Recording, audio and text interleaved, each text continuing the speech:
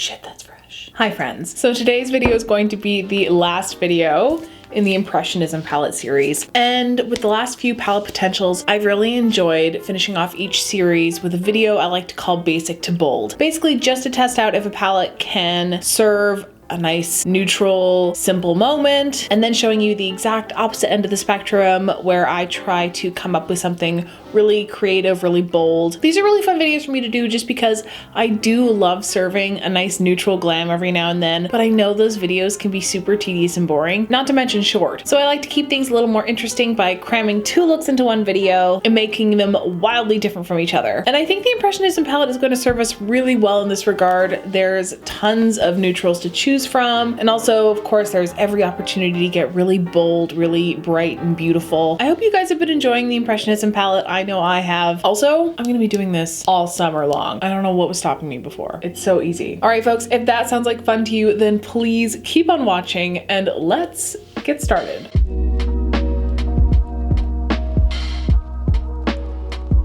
I saved this look a while back from Soul Body. They'd reposted something from an account called Make Upable, but I'm pretty sure this is the type of account that just reposts other people's looks. They didn't leave a tag or an account from the original source. At least I'm pretty sure this is not the original source of the look, but this look is really, really cute. It's like this sort of peachy neutral thing, and I really love the shapes, so that's what I'm gonna pull from today. So if you know who this is, please leave it in the comments below. But I think I wanna start building a crease with a blend of these two here. Maybe just go back and forth into both of them and see if I can create a more peachy transition shade. Mostly I just wanted to try and recreate this shape because I really like it. First off, let's prime our lives away. All of our troubles, our doubts, our fears, just prime them right out. That makes a really pretty peachy crease. Okay, taking what's left on the brush here and just kind of trying to blend out these edges. All right, similarly, I'm going to deepen things up with a blend of haystacks here and also just a touch of poppies to see if I can make this sort of yellowy brown have more of a red undertone.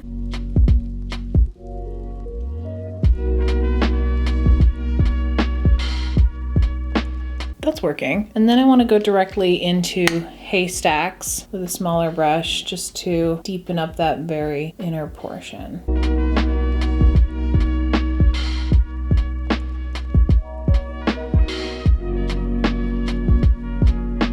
For the crease, I think I do want to go in with some NYX glitter primer. It's really been working for me, and I think we can get precise enough with it. Cut it all the way across and out.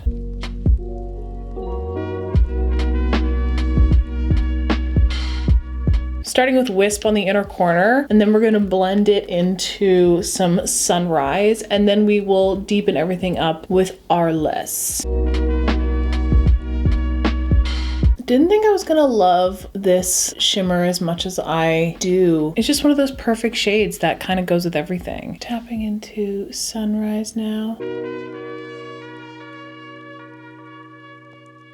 And I want all of these shimmers to really blend together on the lid so there's no line of demarcation. Finish it off with a little bit of Arliss. Any art majors, sound off in the comments. Yeah, this is one I haven't used yet, so I'm interested to see what it looks like. Like Sunrise, it's a very soft shimmer, not too punchy. Now I'm going in with my finger directly into some of these shimmers just to punch them up a bit and blend everything together. So I saved this room out here just to do a little bit of a smoky wing moment. So I'm gonna dip into haystacks first, which is the deepest brown. Start to build that up here in the outer corner.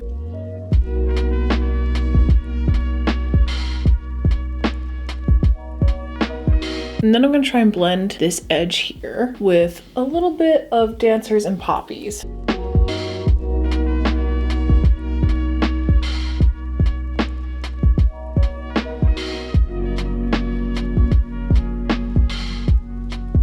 Okay, now I am gonna take a little bit of concealer and tighten this edge up a little bit.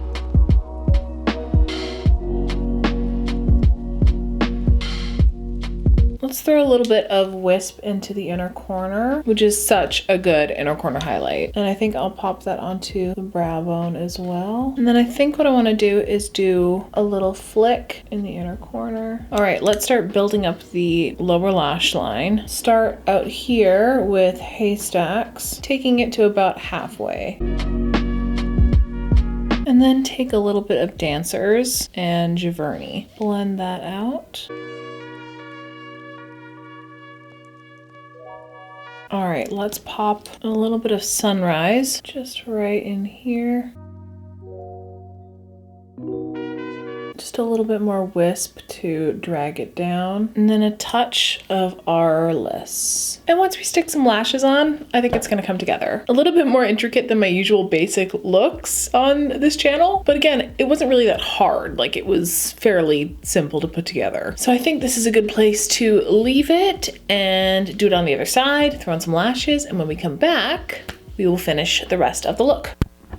No way. No freaking way. This is fun. I just realized I left the microphone off for the entire last half of this video. Like, I literally just sprayed myself down and finished my face. None of that was with the microphone on. None of it. Oh my God. Now I have to talk you through everything I just did. So let me just try and remember what I did. All right, so I wanted to have a peachy blush moment to go with the peachy neutral tones, but unfortunately I left my favorite peach blush at home, so I had to do a little bit of a concoction of things. So I started with Honey Thief from Melt, which is a nice neutral peach blush. However, it is super duper powdery. Nevertheless, it is a really pretty neutral peach blush. Goes with pretty much anything. And then to deepen everything up on the back, I went in with a blend of Luxor and Cairo from the Catrice X Iman blush palette and focused it mainly on the back of the cheeks just to keep everything pulled up. And then on the apple of the cheek, I went in with Milani Baked Blush in Luminoso. It's a classic glowy peachy coral blush. I use it mostly as a transition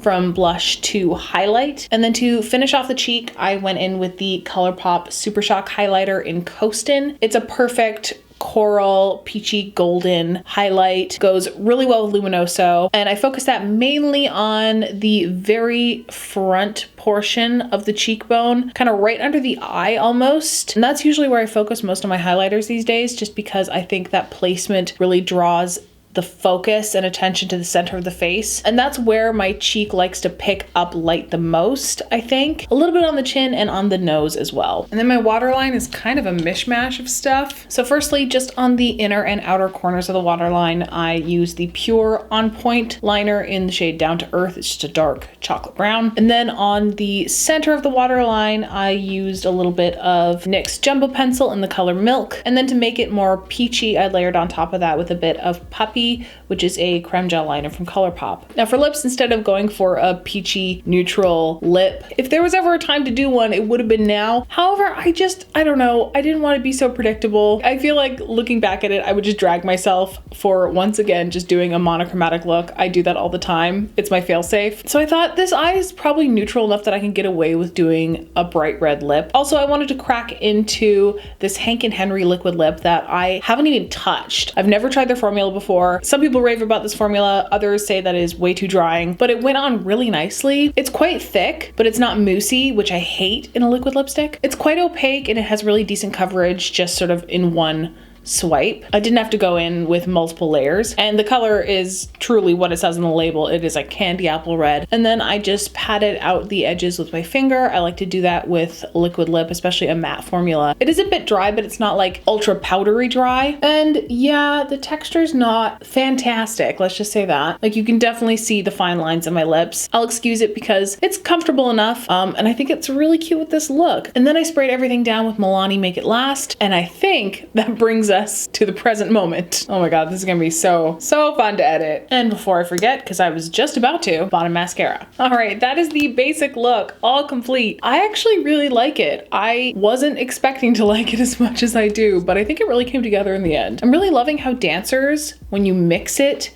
with Giverny kind of neutralizes it and makes it more of just a warm peachy crease shade. It's reminding me of a shade from the ABH Alyssa Edwards palette. Also, blending Haystacks and Poppies together worked really nicely to transition into the crease. Also, I'm really liking the smoky liner moment as well. Haystacks works really well for that. Also, I know I used this blend of shimmers before on the lid, but I just love the way Wisp, the champagne shimmer shade, I love how it blends so beautifully into Sunrise, that orange. And you can really lighten that orange up if you just layer on top of it with a little bit of Wisp, and it turns into this beautiful peach shimmer. Anyway, in short, I feel really pretty. Today was one of those days where I needed to feel pretty by the end of this because I was not having a good self-esteem day this morning. Just throwing that out there. Okay, so for the next look in this video, we're gonna do something really, really bold, really bright, hopefully using a ton of colors. I'm not gonna lie to you, I'm scared that I'm going to ruin it again. So I'm gonna have to go home and have a little think on that before trying to execute something like that. All right, that's enough talking. I think you guys are probably already bored by now. You're like, get a move on, Maddie. And I will, we'll get there.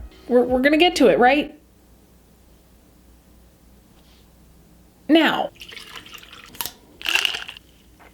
Nailed it. I wore a cute top and you can't even see it. Oh, you can barely see it. It's so cute though. Like, look at this little tank top. So just know that a cute top does exist at this shoot. It is the final look with the Muse Beauty Impressionism palette. And I've been kind of dreading this moment because since the very first video with that first failed attempt at that really colorful look, I've put this pressure on myself to redeem myself in a way. But I feel like for an art-inspired palette, we have to do something that is art inspired itself. My cousin Charlotte, who is an artist, who is from a family of artists, who is from the family of artists, who made this wall behind me. In case you didn't know, this is 99% original work from people in my family. My cousin did suggest that she would like to see something that was actually inspired by art. She suggested Van Gogh's Starry Night. That is not about to happen on this channel, folks. But she did suggest something that could be maybe a bit more inspired by the Impressionists. And I'm sure that she didn't intend this as a challenge, but you know what? Challenge accepted. We're fighting now. We're in a fight. And I thought, you know what? No, I can do something that is a little bit more avant-garde, that is a bit more painterly. I can do something that balances glam with the painterly aspects of Impressionism. I've been scouring Pinterest and Instagram trying to find inspiration, trying to find something that'll pull me in any sort of direction. And I came across this Pinterest post where this artist does this amazing glamorous rainbow-esque eye, but also at the same time kind of lets it spill out and over onto the cheeks and onto the brow bone. And I really like how the glam aspect of this look is still intact, but it still explores another level of creativity. So something clicked for me with this image, and I think I'm gonna go in this direction and we'll see what happens. I guess we should zoom in. So let's start by throwing on some primer. So I think the green will be focused actually mainly on the inner corner, and then I'm going to start with the orange, the red, the purple, and then the blue out here. Let's start with Dancers and start just fluffing that right in here. Since there's no yellow, it's going to be hard to transition from green to orange. So I'm going to try and keep it relegated to the inner corner so that it doesn't blend with the look and get kind of muddy. I think Dancers is the shade that I used most often in this series. And then let's pop into Poppies. I think the hardest part with this palette, if you're limiting yourself to only this palette, is that there's a lack of transitions, like lighter transition shades. You're kind of stuck just blending it out as best you can, which is doable. Like, these shades do blend out. It's just a little bit more difficult than if you had something lighter. Moving on, let's tap into Amaranthine. Back into Poppies. I'm gonna take a clean brush quickly just to run over this edge here. So I'm gonna start putting down the blue, but I know that immediately it's gonna start blending with this purple, so I don't want there to be a defined edge to this color, so that when they do inevitably blend together to create a deep purple, it'll look a little bit more organic. Hold on to your butts, everyone. Let's go into Almond.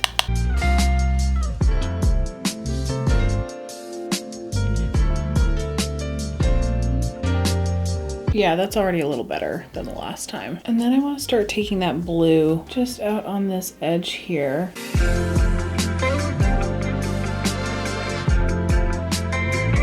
Let's pop back into amaranthine.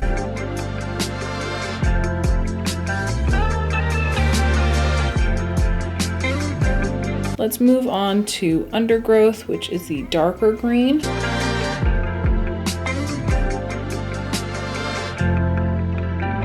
And lastly, let's pop in parasol. Let's throw down some glitter primer.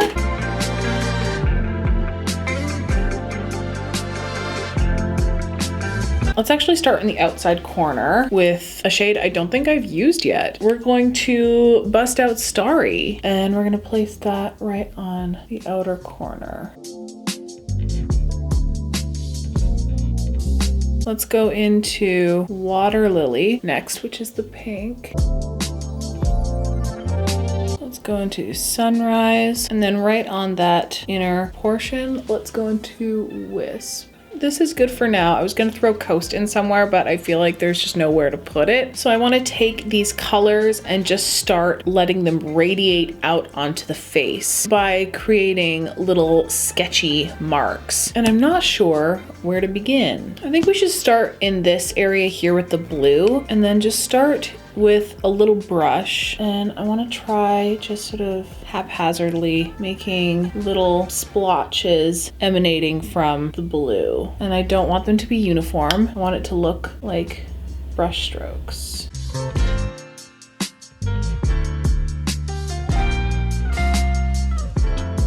Let's dip into amaranthine.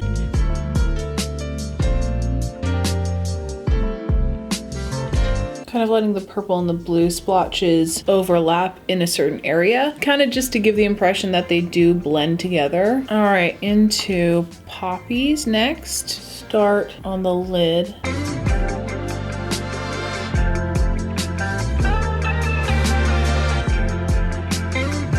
I don't think I want them to be pointing in any sort of direction. Okay, great. Let's move on to Dancers.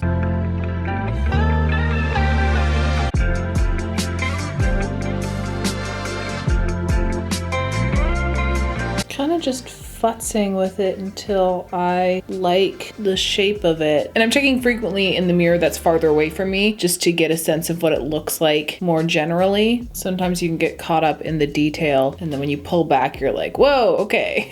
We'll start with the light green and then move to the darker green so that we don't have to clean it in between. So let's use Parasol first. And I'm taking that kind of in down the side of the nose. I'm trying to figure out the movement of all of these shapes and colors. Undergrowth, here we go.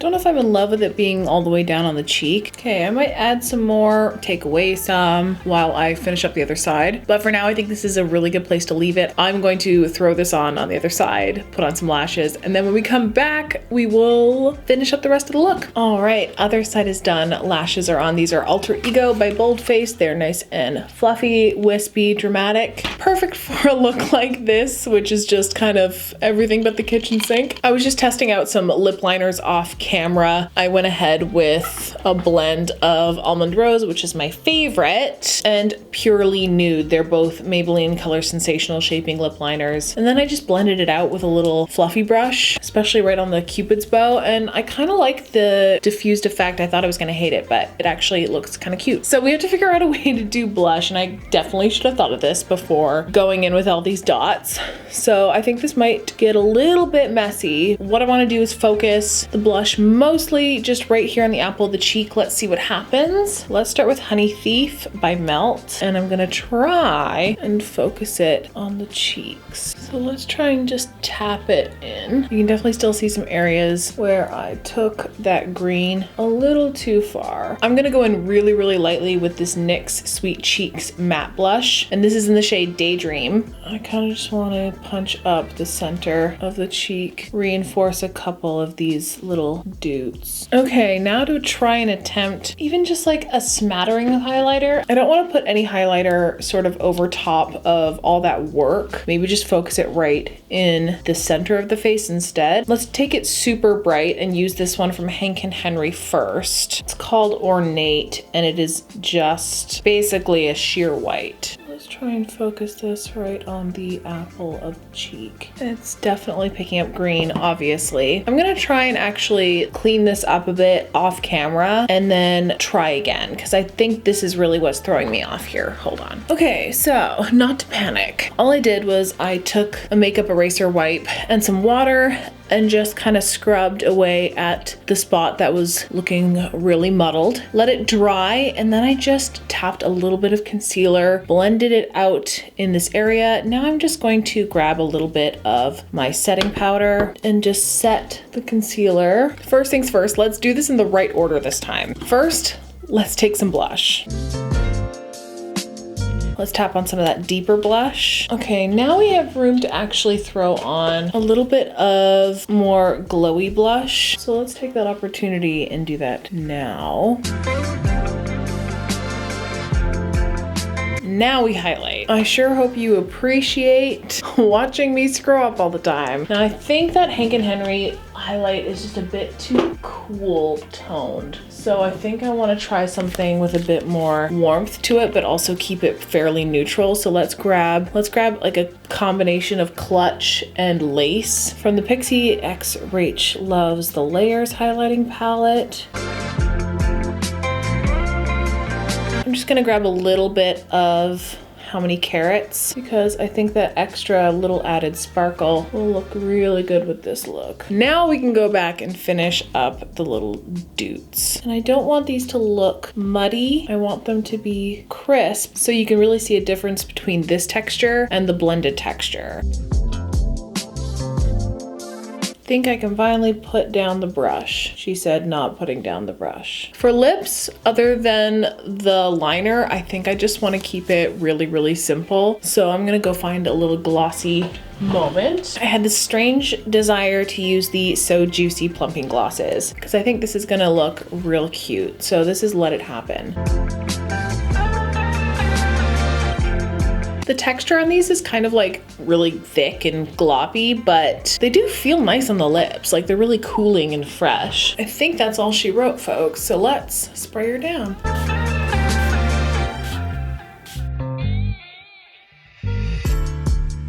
And some bottom mascara before I forget. All right, folks, that is a wrap on the Muse Beauty Impressionism Palette Potential series. Oh boy, this feels like it was a long one. This feels like it was a long series, but I don't think it was any longer than the average Palette Potential series. But I do feel like I crammed in a lot of looks with this palette. I think with the artistic theme of the palette, I really wanted to do it justice and deliver looks worthy of its namesake. I'm not sure why I felt like there was just added pressure for this particular palette. This palette really does have so much potential. And for this palette in particular, I really wanted to showcase that. And I feel like the looks really had a nice broad range of styles. And even though it was a little bit stressful at times, I had a really good time flexing those muscles. I had absolutely no idea of what I wanted it to look like when I started today, but I think I finished in a place that I can be happy with. And it just goes to show, as I demonstrate a lot actually on this channel, that if it's not going in the direction you want, if you're not happy with it, you could always just fix it. You can wipe it off, you can start again. You don't have to give up, or you don't have to start from scratch completely. Keep the things you like and erase the things you don't. I think the biggest thing is just to resist the urge to panic, which is something that I do very often. And this channel has definitely shown me that panicking gets you absolutely nowhere. In fact, it just makes things a lot harder. As far as the palette goes, this palette does not mess around. I feel like with this palette, there are just limitless possibilities to what you can do creatively, but also I don't think it is the most forgiving palette I've ever used in my life. That being said, it's not that it's difficult to work with. The shadows are supremely easy to blend. You saw how quickly we just created this rainbow. It was like that. It happened in a matter of seconds, but in the same breath, it can go south really fast because of just how blendable and just how pigmented these mattes are. There is absolutely a danger of getting too haphazard and then having a huge huge mess on your hands. You saw me do that in the first video. I would definitely say that this is a palette that requires a little bit more precision, a little bit more forethought, and just a little bit more concentration than what I normally give myself when I'm doing eyeshadow. I think this one turned out really, really well though, and I feel like I have completed my redemption arc. As far as I know, this palette isn't going anywhere, so if this series gave you a case of the eye wants, save your pennies because it really is worth it. It's such a fun and beautiful palette to work with, but don't panic buy. Now more than ever, I'm very, very curious to see how the Rococo palette works.